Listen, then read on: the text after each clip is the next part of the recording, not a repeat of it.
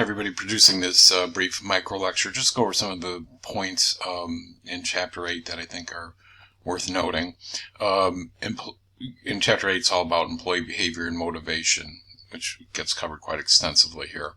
So your learning objectives for this are to be able to identify and discuss the basic forms of behaviors that employees exhibit in organizations, describe the nature and importance of individual differences amongst employees, explain the meaning and importance of the psychological contracts and the person job fit in the workplace, identifying and summarizing the most important models and concepts of employee motivation, which they cover several here, believe it or not, there's a whole lot more.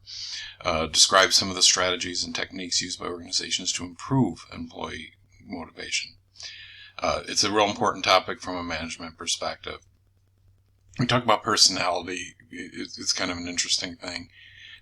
People have personalities, clearly, and in any organization, there's lots of personalities meshing together. So, as a manager of people, it's really important to understand what motivates your employees, or your peers for that matter, or even the people that you work for.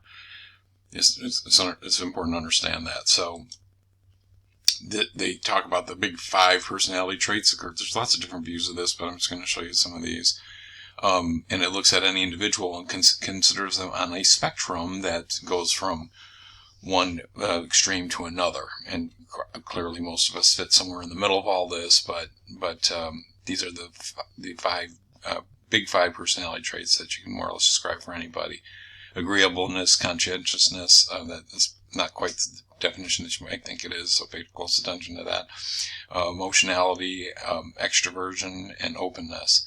So, again, these are, it's important to understand these things. Actually, this kind of gives me an opportunity to talk about the idea that management theory and management ideas and concepts are really born from the social science of psychology and, to a degree, sociology. And, you know, what's forwarded as a theory about human behavior gets translated ultimately to a management setting and has a little more practical application for it. So it is kind of interesting how much they borrow off each other. Some of you may have taken the Myers-Briggs test, and it purports to describe your personality type in a grid of 16 different boxes. Okay, so and it's the same kind of thing as we saw with the factors we just looked at, but it's a little bit different view. Are you outwardly or inwardly focused? That's the amount of extroversion you just show, or the amount of introversion you show. Sensing and nurturing has to do with how you actually process information and think about things. How do you make decisions? Are you thinking? Are you feeling? And how do you prefer to live your outer life? Are you judging or are you perceiving? So, if you've taken this before, you've got a set of 4 letters that represent what your personality type is. So, I think this is I've heard psychologists really debunk this thing, but it does get used, and the test is actually sometimes given as part of the job screening of applicants. So it's kind of fun to do. I put a very light version of it out there on our module for this week, and if you care to take it, feel free to take it. Don't read too much into it. Don't change your life over it. But it is kind of an interesting topic, and again, it gets used sometimes in the business world. Emotional intelligence, on the other hand, is a pretty important emerging idea, and it's there's a video out there for it on it in our content. I strongly suggest you watch that video. It helps you understand it. You might have a question on the test. But EQ was kind of designed with the idea of replacing IQ, which was the standard intelligence quotient. And it's the extent that people are self-aware, can manage their emotions, can motivate themselves, express empathy for others, and possess social skills. So it's just a different way of measuring, somebody's intelligence in a very different way. Now, you may look at it and say, well, that's interesting, but not really. I can tell you this. I know many companies try to measure the degree of emotional intelligence prospective employees have, usually in the form of a test. And so it is important, and it gets considered in the job hiring process. So do pay attention to that.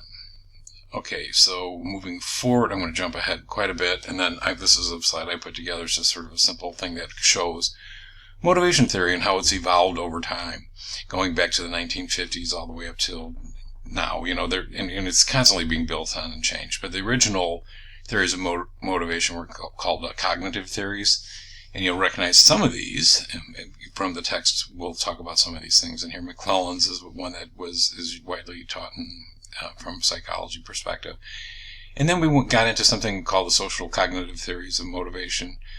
It's level of motivation is determined by the social context that you're in. And there's some other ones here which are also important that people continue to use today. So it's a kind of evolving thing. But all of it purports to define what shapes our behaviors. Okay? So a couple other things I want to talk about real quick that do get covered a little bit in the book.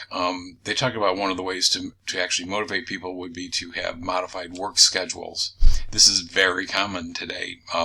We were forced into it with COVID. When we went through the shutdown, it really took organizations by total, I'm not going to say surprise, but they were really unprepared to deal with it because people had to start working from home.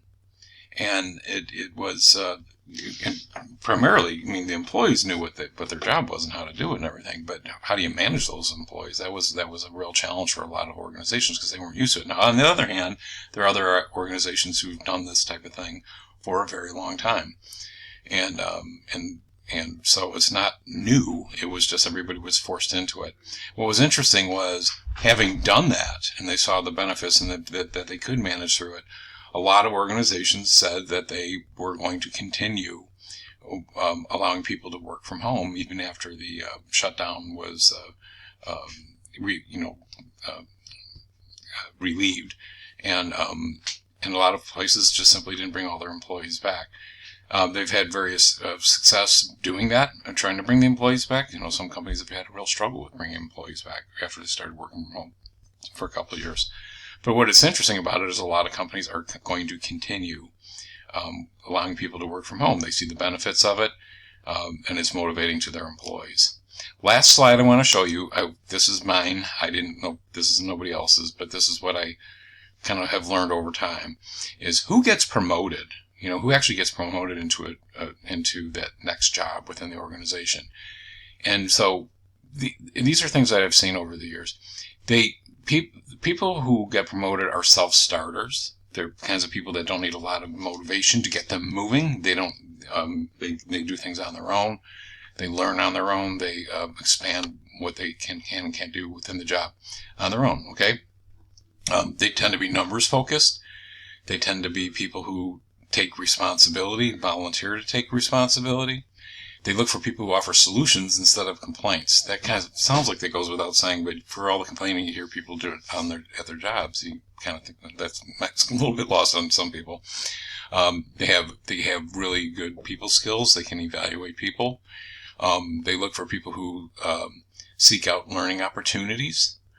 They solicit feedback, and they listen to what employees are saying. So, while managers are always looking for employees that they're going to promote next, not everybody gets on their radar right away. So never assume that your manager knows you want a promotion. Those are words to live by, because if you haven't expressed that and made that clear, they're probably not going to be as quick to consider you for a promotion when it comes up, especially when somebody else is really interested in it. Okay, well, that's about it for Chapter 8. Good luck with the assignment. And if you have any questions, don't hesitate to reach out.